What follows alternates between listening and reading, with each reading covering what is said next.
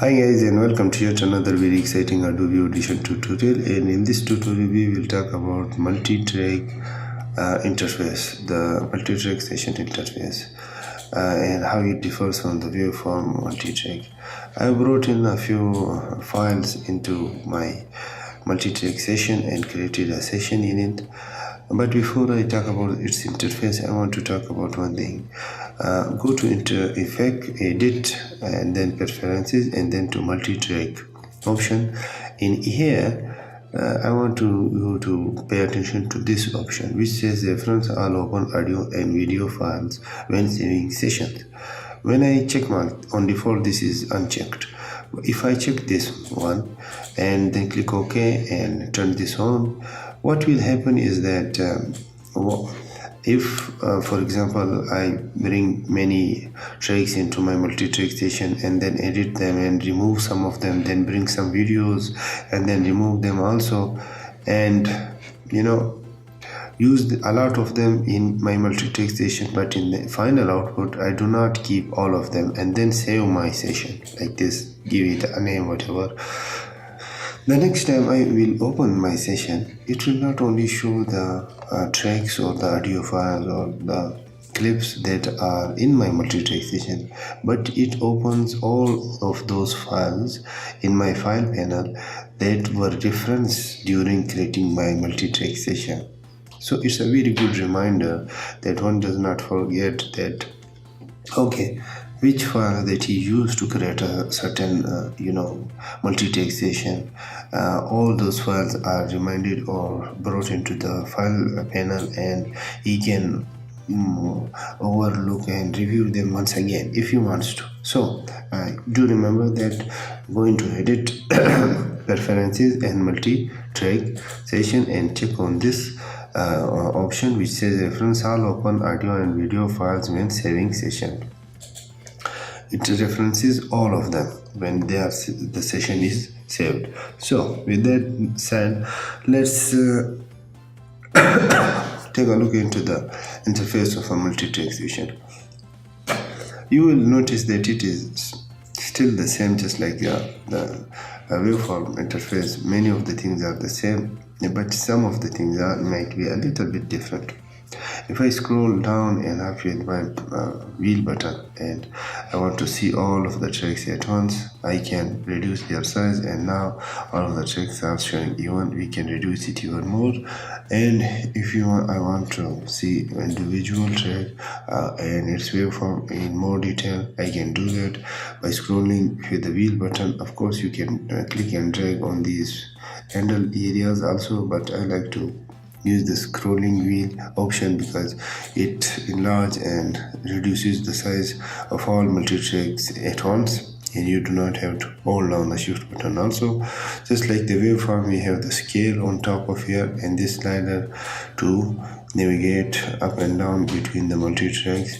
Of course, if you do not like the scale, you can always change its samples to bars and beats and to other from decimal levels. Okay, and on top of this is the zoom bar, and also navigation bar if you want to call it, and this extra button of zoom out to full, you can click it if you are zoomed in too much to your track. And down here, just like in the waveform, you have the zoom controls with this additional button now unable in the waveform. If you see, this is not enabled because it is only used in a multi-track session. If you click on an individual track and then click on this button, it will zoom in fully to that track and it enlarges it as much as the real estate or the surface area of the multi-track interface allows it to. And if you want to zoom out back to all of the tracks, just click on it and it just zooms out. The rest of the buttons do the same function just like the waveform, and you have already learned about them. Playback controls are the same classic, just like in there. You also have the time indicator and the session view, selection and views, the starting points of different tracks and their duration and your session duration. Those sort of stuffs are given in here. The dB method is the same. Everything is in here so far same. This essential sound panel at which I have done in the beginning of this tutorial series a whole a couple of tutorials about and talked all about all of its features, and now it is helpful for a new guy who is learning to mix sounds but does not know much about it, can easily do it with the essential sound panel. It is only available in the multi-track session, and if you click on the waveform and brought it up, there is no essential sound panel, there is no controls of the essential sound panels given. But in the multi-track session, you have all of its controls given, and you can apply them to your multi-track session. If we come here and zoom in a little bit to our individual tracks, by the way I double clicked it and that reduced its size. We have some extra buttons in here. The classic mute button, solo button, record button. By the way, you can record to all of the individual tracks at once if you have the hardware for it. Other than that, you have these 4 buttons on top, which the first one is the input and output button. In here you have the sound volume control, the pen which decide that whether the volume should go to the right speaker or to the left speaker, the pen control, and the volume meter is here. The first of this panel, the drop down, in which you specify that which input device you want to use. Do you want to use mono or stereo? If you have set up for left and right double mics, you could go for a stereo recording. This is the input that you put into your track, and this is the output. Okay, that input that you put in, you want it in a mono form or you want it in a stereo form. Those stuffs are in the input and output panel in this button. By the way, this is called the header of the track header. And then you comes to effects, and in effects you can see every individual track has its own mini effect track. In the media browser, here the effect track in which the cliff effects and track effects differ from each other. These cliff effects are used, or here effects are applied when you are in waveform to individual clips, but if track effects are the one that are used in multi-track session, and every track can have its own 16 effect applied to it at one time.